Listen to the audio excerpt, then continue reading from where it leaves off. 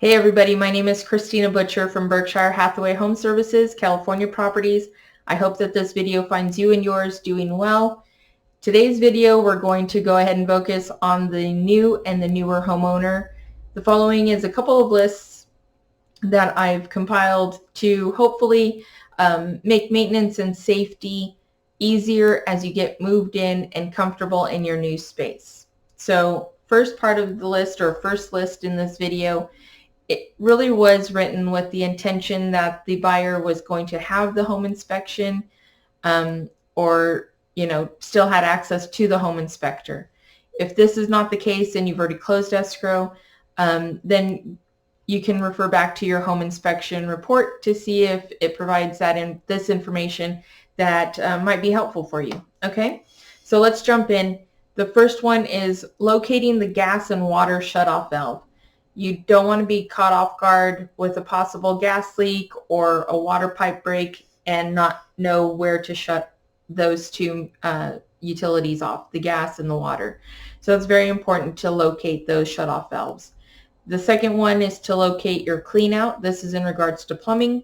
It's kind of a personal story, but Richard and I, 2 months after buying our first house in Rancho Cucamonga, realized that we came home early on Christmas Eve thinking that we were going to, have our party, and half of our house had flooded. So it made things interesting for a couple hours, and needless to say, you get over it, but it's always good to know where the clean out is. That is my main tip for the day. Now, the third one is check the fire alarms and carbon monoxide detectors.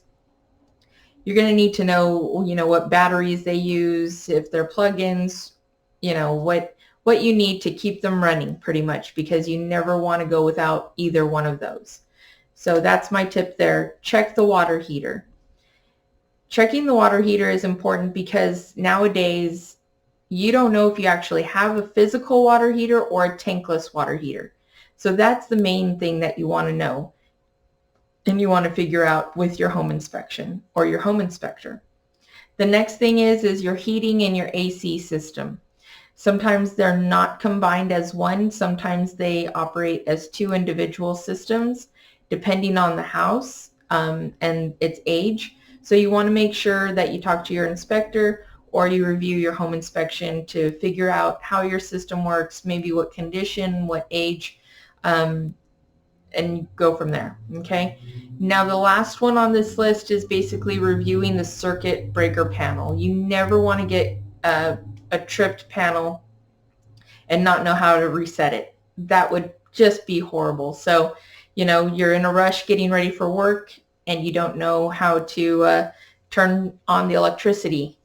Could be real inconvenience. So those are my list for the home inspection and what to hopefully help you with maintenance and safety wise in your home. The next thing has to deal with documents. With the increase of DocuSign and or just electronic documents, you don't really have a big file folder. Well, maybe like me you do, because I like paper still. But in any case, the documents that you really do want to keep for your transaction would be the following. First, you're going to want your purchase contract, any counter offers. You're also going to want disclosures that you were given by the seller. Any additional information that the seller gave you, possibly on remodels, updates, anything like that. Receipts, right? The next thing that I would say is a copy of your loan docs and a copy of your closing statement. And I also would urge you to check your mail up to 2 weeks after the close of escrow. Regardless of where it's actually being delivered or where you're having it delivered, check it.